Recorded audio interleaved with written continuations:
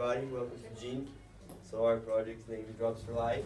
It's based on collecting pledges for blood donations. So it's a really cool presentation. So let's start. So my name is Francesca Brito. My name is Joana Mello. My name is Leon Linari. My name is Pedro Fernandez. My name is Iago Coelho Domingos and we are from Pan American School of Bahia. So what is our essential question? Our essential question would be, how is donating blood effective to our society and why is it important to promote its awareness? So our main objective during the project was mentioning and focusing on showing people why should people donate blood? What's the point of donating? What difference do you make donating blood? So being a donor. So first of all, being a donor, you feel good as a citizen. You're doing a great job by donating blood. Your blood may flow better. You get a mini checkup, so when you arrive at the hematological center to donate blood, you get a free mini checkup. They will check your blood pressure, your iron percent, and so on. And you're saving lives. So basically, that's what you think when you go to donate blood. What goods are you doing to society? Also, to add on, it's a humanitarian act. So Yes. Now some statistics. So do you guys know that more than 41,000 blood donations are needed every day? One blood donation can save 3 lives, and as someone needs blood in every 2 seconds. So while I'm talking, 3 persons need blood. So it shows it's a really important topic, and this project is really important because if every second a person needs blood, and if one donation can save or help 3 lives, it shows it's really important. And one in 7 people entering a hospital needs blood. it's also to keep in mind that donating blood won't make you gain or lose weight. There's just a couple myths going on. It actually is nothing. It doesn't alter anything in your body. It doesn't hurt. It's just a needle in your vein. Just It's a needle. It really does not. It really does not It hurt. does not. It's simply like it doesn't hurt. like just get like a small pinch. Just pinch yourself really barely anything. That's pretty much the needle going to your vein. You sit there for 5 to 10 minutes depending on your blood pulse, and you donate blood. And It's you're simple. saving 3 lives doing just that. Yeah. And also, it's not harmful for health. In fact, it just helps other people. And these materials used are disposable, meaning also they're sterile, so having diseases while placing the needle in your vein is really unlikely to happen. And your organism will trace all the blood lost in a couple of days, if I'm not mistaken, in 5 days. Okay guys, so this is how our blood bank is in our city, Salvador. So this is for you guys to understand. Over here, it's empty. This is critical, alert, and stable. So in our city, the only blood type that is stable right now is positive AB. So if you guys are all of these other, you can help saving 3 lives. So it's really, really important to donate. This other is showing how each type of blood can donate or can receive from others. So the most important and different is positive AB, that it can only donate to positive AB, but it can receive all of the kind of blood. And negative O can only can donate to all of it, but it can only receive from negative O. So that's really necessary to donate because, for example, negative O, it's really rare to find the match in the blood, so it's really important for everyone to donate. So what happens to the blood after it's donated? So it's separated into different categories. All the blood that is donated is characterized to what type of blood it is, and then blood banks and hospitals look into it. So automatically, after they have the stockpile of blood, they see what hospitals critically need, what type of blood type, and see how much amount they can send, and send it right away because automatically it's shown by the statistic every 2 seconds someone needs a blood donation. So it's pretty critical, and it's something that the world lacks on. And after that, the blood banks and hospitals analyze it and look into it to see how much blood they can keep in stock for future emergencies and occasions, how much blood they can actually need for that day or a specific period of time. So pretty much it goes to the hospitals and clinics. So who cannot donate? So first of all, if you're less than 15 kilos, you're underweight, you cannot donate. Second, pregnant women cannot donate. It's very risky and it's impossible. Drug users also, because when you're a drug user, your blood can get infected, and no, not a possibility of becoming a donor. Next. If you had sexual relationship with multiple people in the last 12 months. So if you have unprotected sex with multiple people as well, you cannot donate. It's very There's very risky and not a possibility. Next. Recently got a tattoo or piercing in 1 year. Piercings also, if you got like the earring piercing, like here or any earring piercing, it's considered and you cannot donate. I had a friend of mine, she went to donate and she just recently got a piercing in her ear and she was not able to donate.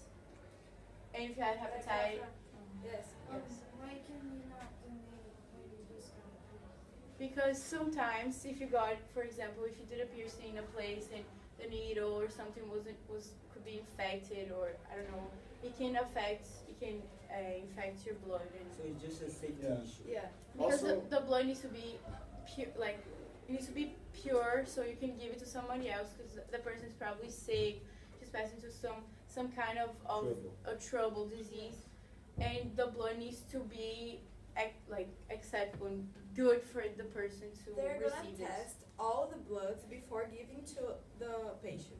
But it's really important to have all of these categories, because otherwise we're gonna donate blood and they're gonna throw Not away be because helpful. it doesn't reach. Also relating to the relation towards piercing and tattoos. Tattoos are recommended for people to only donate after a year because you're pretty much injecting ink into your system. So it contains specific chemicals that can actually affect someone's health if transmitting it, because it's something that your body won't adapt, and it's something it's not like it's unhealthy, but it's something that is preferred to be prevented.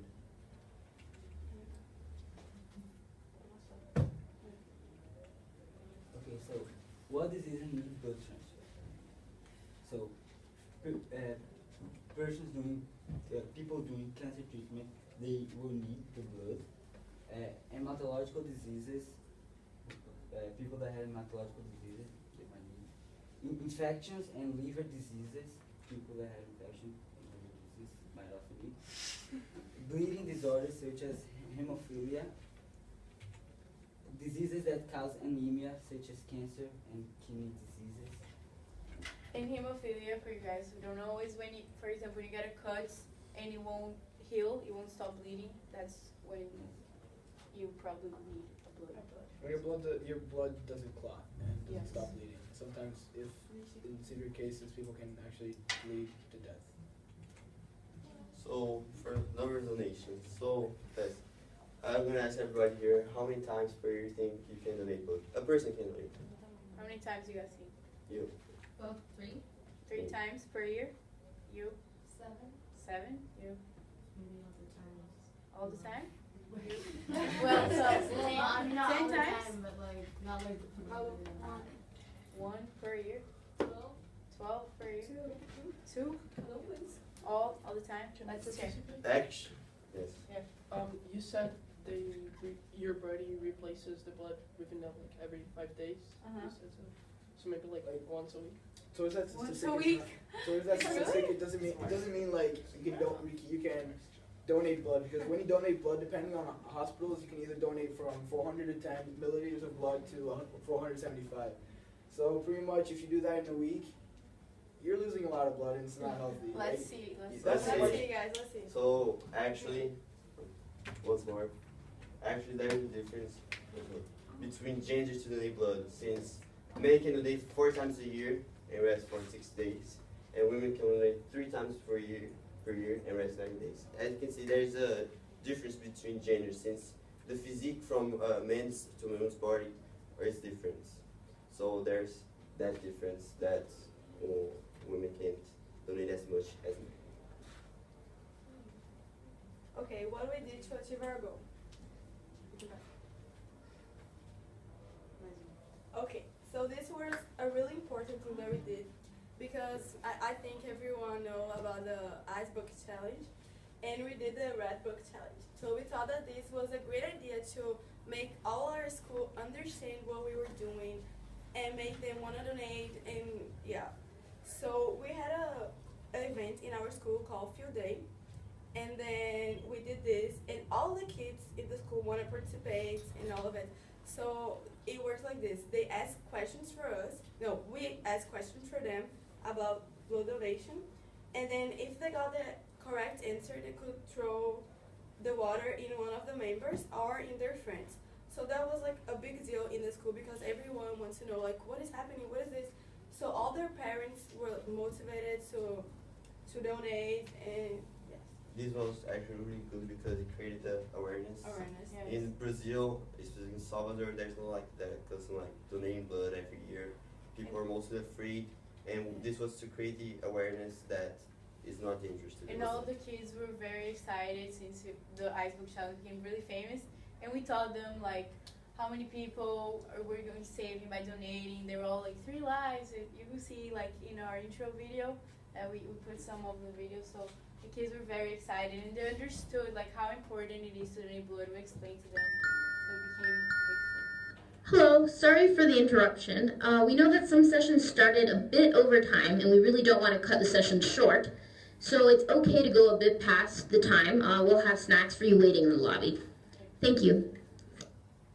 So pretty much our school campaign, we know that blood donations is a action that is really criticized, and there are many questions towards it because sometimes people lack information on to show that it's a really simple process. So one of our main objectives was to spread the word, and by that we had three main methods. The first one was by putting posters with information of how you can donate, what requirements you have, and why you should donate around our school. We either made ourselves or we got them from Emoba, which is the hematology center in Salvador, that they provide us with flyers that we received. These are in Portuguese, so most of you probably will not understand these. But it's pretty much in these flyers will show the requirements that you need, what's the purpose, and like what are the benefits of donating. So we would give out flyers, we would put out posters, and these posters in the beginning, they caught attention of many students. So they started questioning and asking, what is this project, what is this purpose, and little by little we were developing. So we need to spread the word, and it's working out, so we just have to clarify information and see how it can be possible. And also, the third method that we had was collecting pledges. We went across the school looking for pledges with students, with teachers and staff members that actually would want to go to the hematology center or have some kind of event to donate blood, so they can actually be part of our movement and actually make a difference towards our projects. And something that was very surprising was that our staff members, they were already donors. They already had the initiative to go and donate. So many of them were already donating during the year, but they were willing to donate for us, and they even help us to talk to their friends and come to donate at the day that we went to the Emoba. Also, something that most of our staff actually mentioned is that, like, in their opinion, it was a charity act that it was really important to them because it can be like the person that needs blood can be one of us someday. We don't know, so automatically it's worth doing doing this charity act because eventually someday you will need someone to do it for yourself. So why not do it for others? So other thing that we did was the social media. We created a Facebook page. Here's the link, you guys can access after. And the name is Red Drops for Life. And our Instagram is Red Drops for Life as well. I think we just pictures cut the other part. But we decided to start this because nowadays everybody's just focused on Instagram, Facebook, and we posted daily pictures of our progress, of awareness videos, talking about it, and all of our friends started following us and talking to other friends. So we spread the word, and many people were very excited to donate. So this was another way that we did to achieve our goal. So what was the Red Saturday? It was actually the day that we gathered the pledges and we emailed the people that pledged. So we can all gather at the Hematology Center of Salvador, Moba, of Bahia actually. And some of us donated and some couldn't because we had to pass on certain interviews and stuff. And also, donating blood has a complex process. It's a simple act, but it has a complex process, so you need steps too. So the first step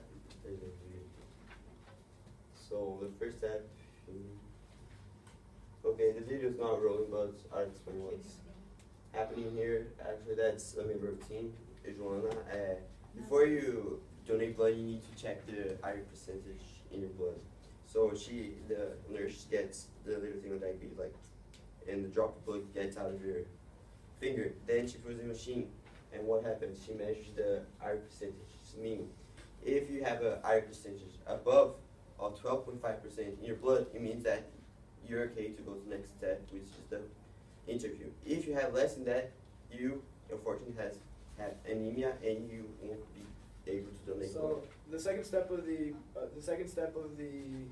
process to be able to donate blood is the interview. The interview is really specific, and you have to be 100% honest to actually go through the interview, because eventually there's no point in wanting to donate blood so much that you're going to be lying, donating the blood, and then eventually when the hematology center goes and tests your blood, see that it's useless and they cannot use it for donation. So it would be sort of like a useless charity act. So they're gonna ask you really specific questions.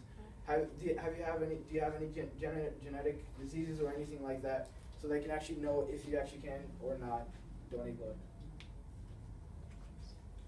So there was a video, but we're having technical problems. Yes, It's but basically this just was showing the place in Moba, and it's really big, with a lot of space, with a lot of doctors, so a lot of people can donate at the same time. It's playing? No. So it's really safe and quick. So yeah, it's pretty good and easy to donate. Did you guys donate? Yeah, we're gonna talk about it. We're gonna share our experiences after. Yes. So pretty much snacks after the donation. After you donate, you're gonna be dizzy. You're gonna feel sort of weak because you're sort of losing half a liter of blood, while an average human adult has 5 liters of blood. So you're losing a pretty good amount. So what they give you a few like crackers, a few cookies, juice, water, anything to so that your metabolism can start regenerating energy to reproduce and get used to the amount of blood your body has. So they give you the snack, and the hematologists, the doctors, are always next to you, analyzing and seeing if you're going to pass out or anything like that, so that nothing bad happens to you. You won't pass out.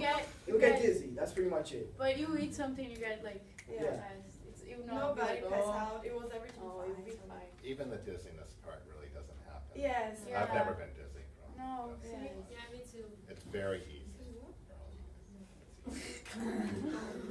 Okay, There's a so possibility. our own There's a experience. possibility. So I could not donate because when I was 11, I had malaria, and it's mosquito disease like dengue, malaria. You cannot donate.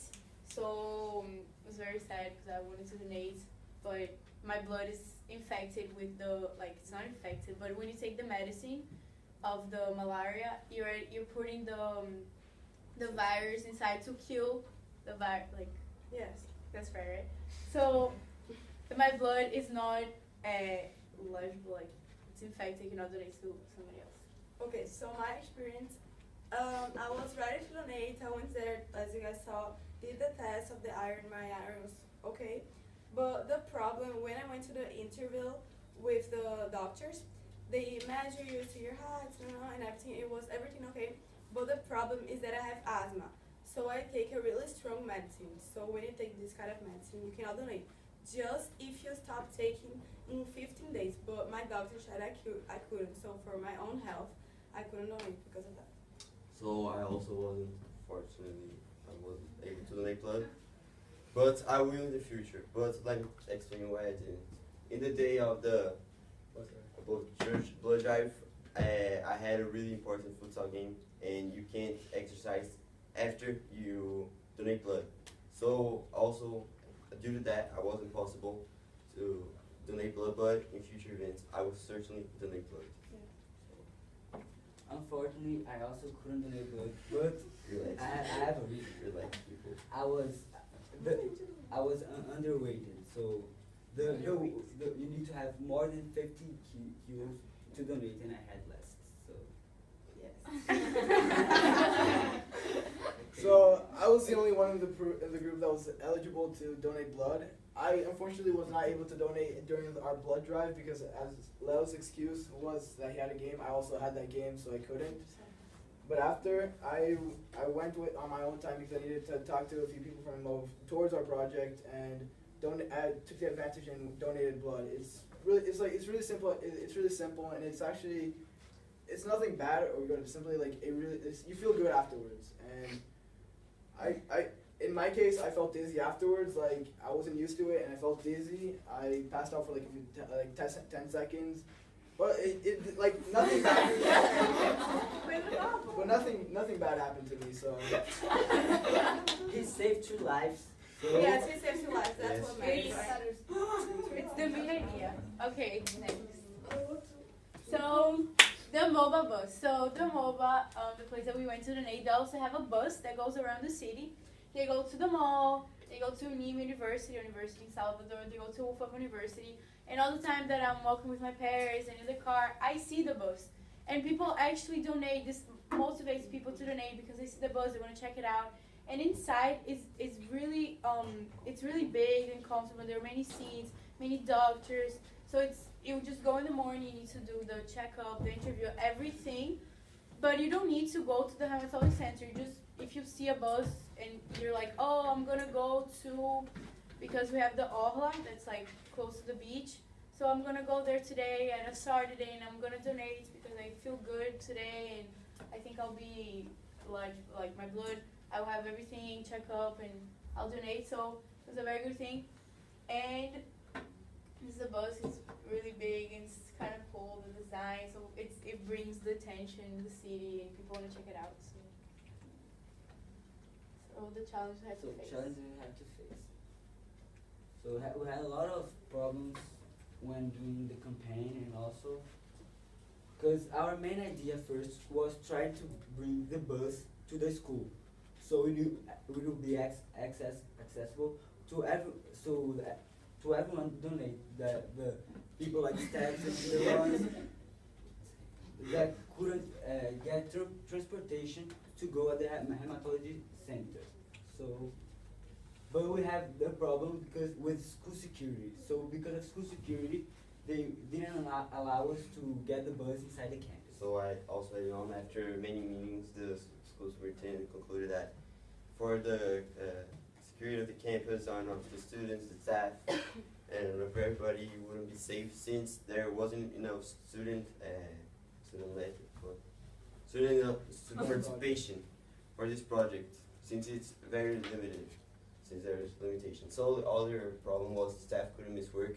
Actually, there's a Brazilian law saying if you donate blood, you don't have to come to next day work. So we wanted to gather team members, staff, to donate blood, but we couldn't do that since the school allowed it to miss the next day of work.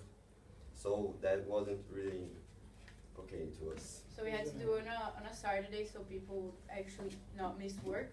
But if we could have done like on a Monday or during the week, we would have got many more staff members, and the whole school would be able to actually go there. But it's still that they're going each time they're going like by themselves. So by already spreading the awareness, they could go.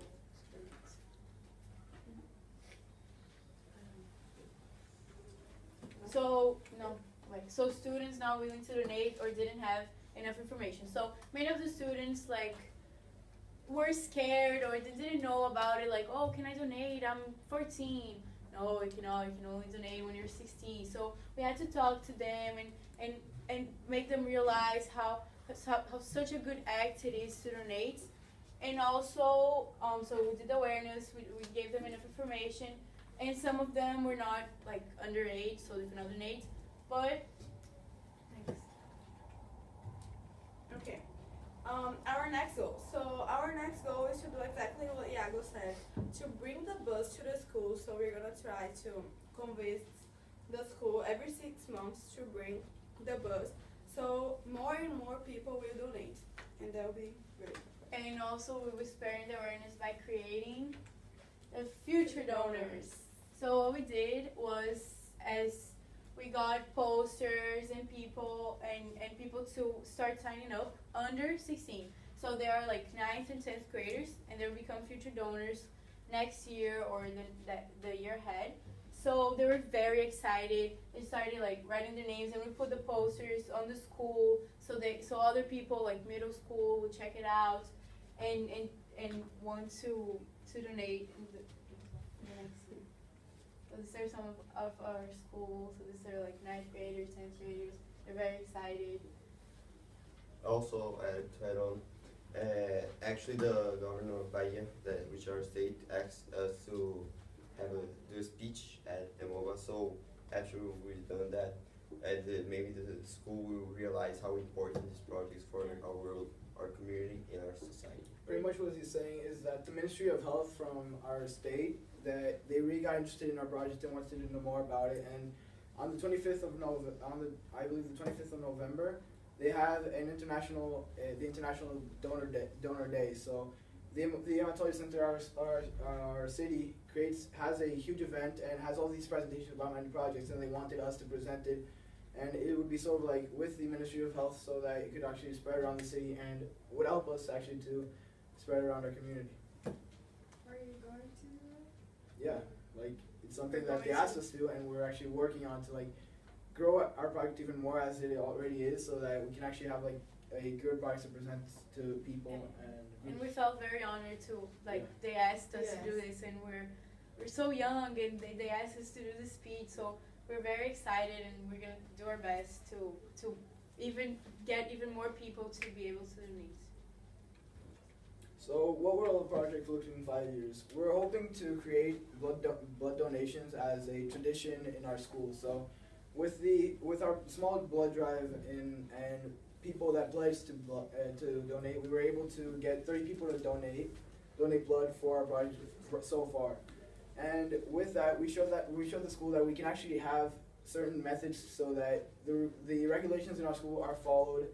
And many people in the staff are actually interested in having the bus, so people actually are agreeing with the idea, and hopefully by seeing terms with the school, we can actually create a new event for the blood donations, or even add it onto a specific event, for if it's either a Halloween field day or any other event. And also, we're wanting to have like presentations in our school every 6 months or annually to promote this idea of donating blood and how it's important with people that are still not eligible and people that already are, so that they know what's the purpose and all through representative and so that our school can actually grow as a community towards being one of the groups of people that actually donate and help out this organization.